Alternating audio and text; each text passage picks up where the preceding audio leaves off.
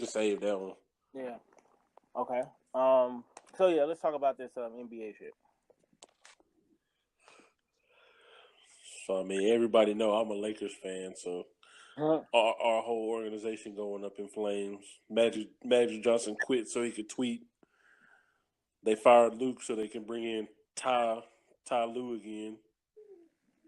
So he tweeted that? Nah, bro. Did you see the interview he did? Who, Magic? Yeah.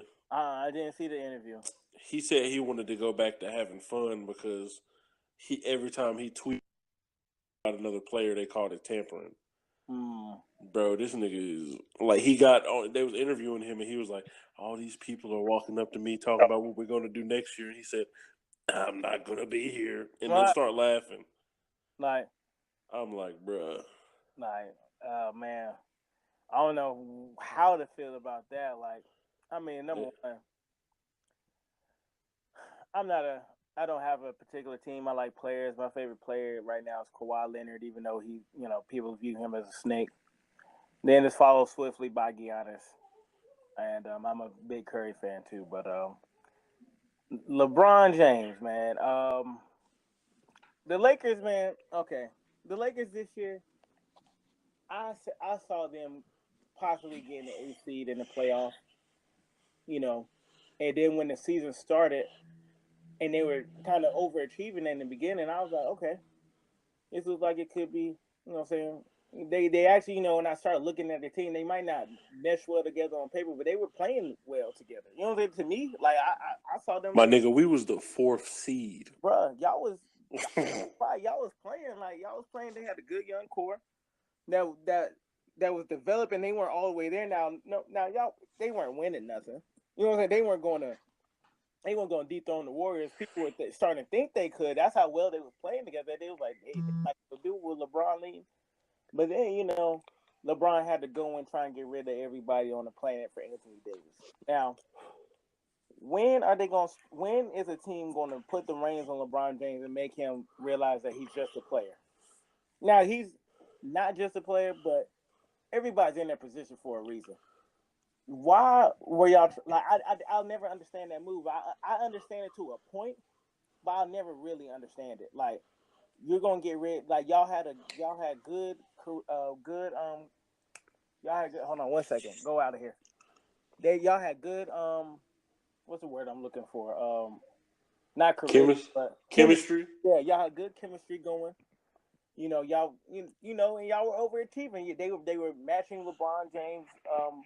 LeBron James was playing good, and they wanted to, not be the reason why they didn't win. You know what I'm saying? That's what I'll say. Like, everybody was stepping up, and they were overachieving, and then you could just literally see the life drained out of them after that Anthony Davis fiasco, and all it was a fiasco. Like, it didn't do nothing but literally make the team worse.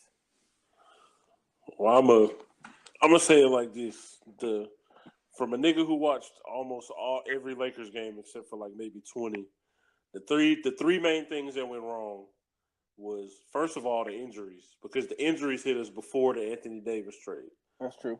We was 4th seed in the West. Lonzo got hurt. Rondo got hurt. Kuzma missed a few games. We beat the Warriors on Christmas Day, and LeBron got hurt. That's when he pulled his groin. So we already losing games. We going on losing streaks because we missing 2 of our best players. Kuzma keeping us afloat. Then the Anthony Davis trade rumors start right around the All-Star break.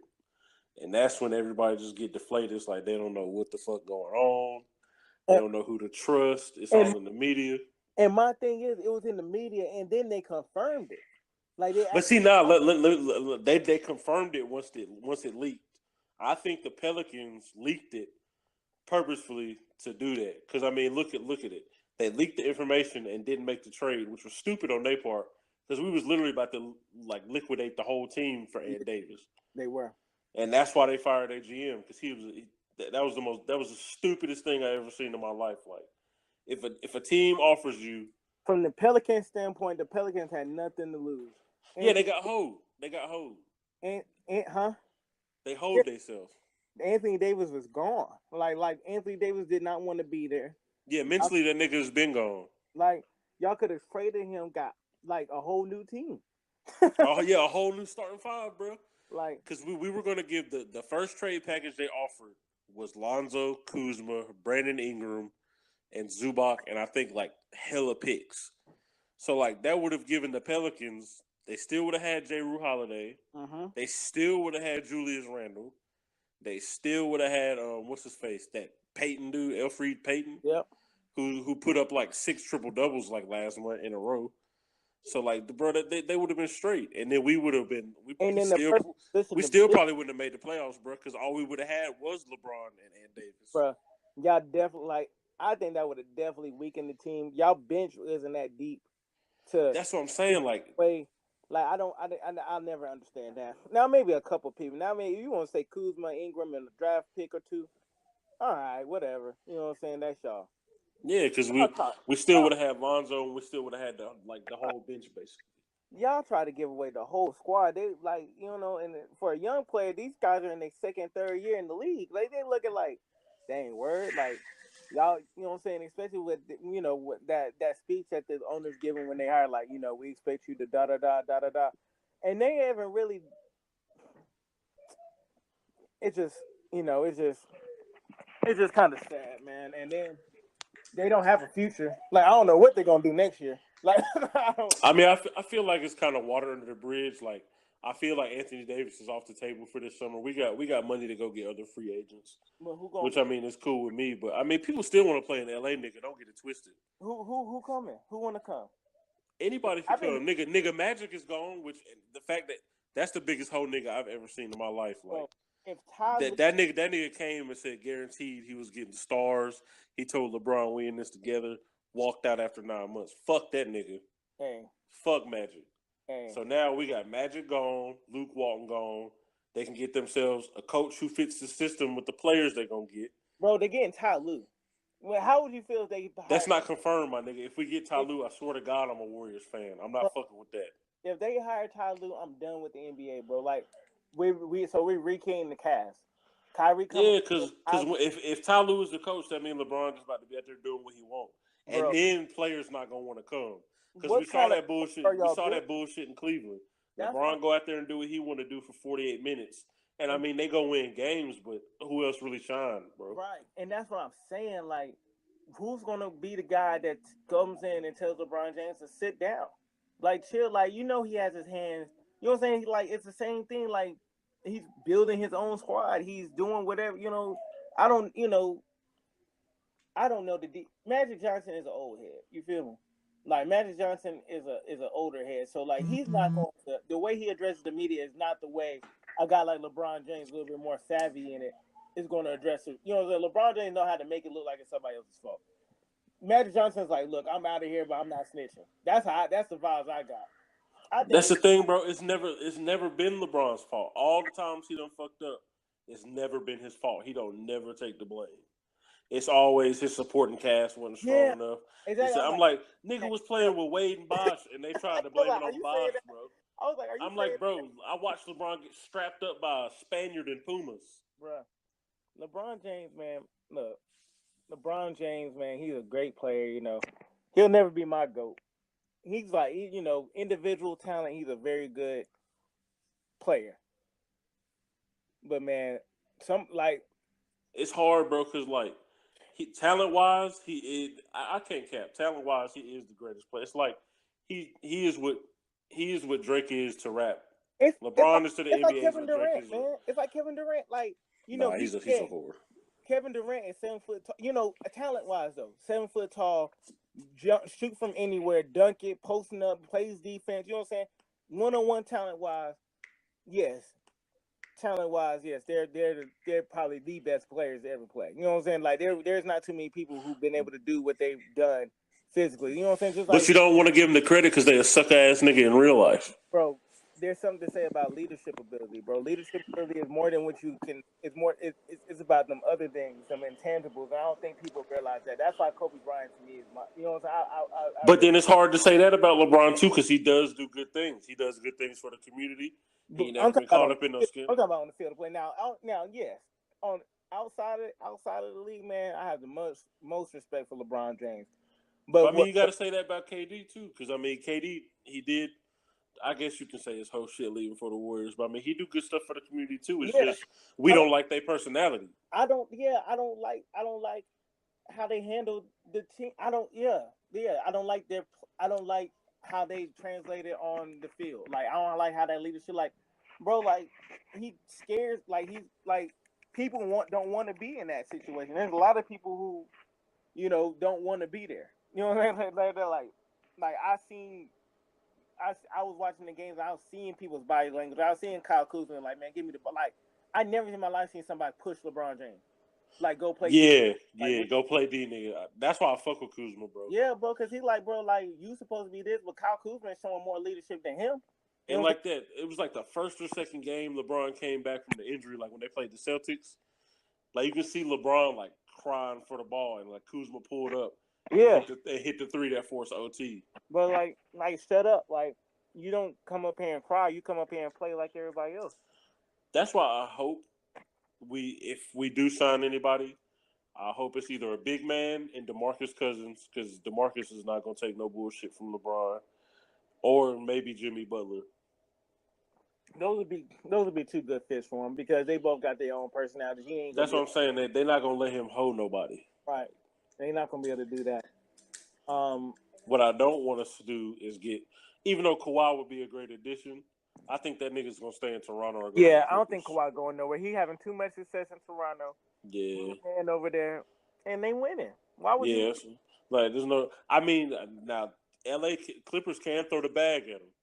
Like let's not forget that the Clippers got a big bag to throw. Like they can throw that nigga a hell of a lot of money, and he can play in LA, which is what he Yeah, wanted to do anyway. he do want to play in LA that But much. I feel like if Toronto makes the finals, he'll stay. Speaking of the finals, let's go ahead and jump into it. Who's getting out the East? I'll put it like this: if Brogdon and Mirotic come back healthy, Bucks coming out the East. If not, I feel like Toronto got it. I'm gonna have to tell. I might be the first person to say this, man. I like the Bucks. Like I said, Giannis is my second favorite player. I like Giannis last year. I like the Bucks last year. Like, And then they lost first round. yeah, They like lost first round like the past 3 years, bro. they can't win a series. They're not. They can beat you. You know what I'm saying? They like. You ever been in a fight with somebody that was just throwing? You know what I'm saying? That was just long and throwing hands. You feel me? Yeah. Like you know what I'm saying? But this is not a street fight. We're talking about boxing. You know what I'm saying? Like there's going to be other things, and they're going to get a little bit exposed. They're good, and they're Cause going see, I mean, the Bucks never really had an identity until this year. right. They're going to get exposed in the playoffs. You're going to see some weaknesses in their coaching. You're going to see some weaknesses in the ability, and let's say this. They're definitely going to be tested. We're going to see how real they are. We're going to see how solid they are. And I'm saying that and I like them. But I just feel like what made me mad was a lot of people was like down in the Bucks. And I said, no, the Bucks is going to be good. But now everybody like they doing good, and now everybody's like, oh yeah, they're definitely coming out these days a lot. Bro, you know Toronto is over there with Kawhi Leonard. You know what I'm saying? They balling. Mm-hmm. Like, bro, they're balling. Like, bro, like for real. The Celtics been underachieving, but it's still the Celtics.